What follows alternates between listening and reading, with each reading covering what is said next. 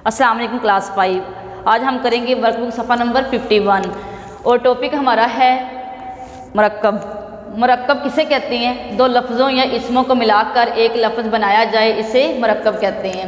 मसलन खाना काबा, ज़मीन व आसमान, ऐसे अल्फाज जिनके दरमियान में का, की, से ये वर्ड आ जाएं तो क्या होता है? वो मरक्कब होता है। इसके अलावा अगर अज़ाफ़त नीचे आ जाए, अज़ाफ़त इस तरह होती है, दो लफ्ज़ों के नीचे इस तरह आ जाए, इस तरह, ये क्या है? अज़ाफ़त। अगर नीचे अज़ाफ़त आ जाए तब भी वो क्या है? मरक्कब है। इसके अलावा अगर मसूफ़ और सिफ़त को मिलाकर लिखा जाए तब भी वो क्या वर्ड बन जाता है? मरक्कब बन जाता है। तो यहाँ पे मश्क नंबर 1 में दिए गए अल्फाज में से मरक्कब पर दायरा लगाएं। जिन अल्फाज पे दायरा लगा हुआ है वो क्या है? मरक्कब हैं। जैसे रोज़ा मुबारक, मोहब्बत व नफ़रत, दस्त गेंद, मरकज़ नगाब। इसमें हस्पताल है, हस्पताल एक लफ्ज़ है, ये मरक्कब नहीं है।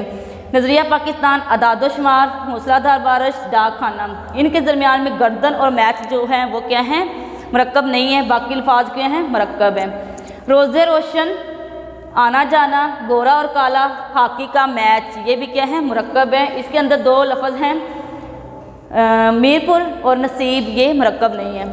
दूर भी मरक्कब नहीं है। उर्दू किताब, फुटबॉल, पागल खाना, ये तीनों लफ्ज़ क्या है? मरक्कब है। मेहनती मरक्कब नहीं है। तो आपने ध्यान से इनको दायरा लगाना है और ये सारा वर्क आपने अच्छी तरह करना है। अल्लाह हाफिज़।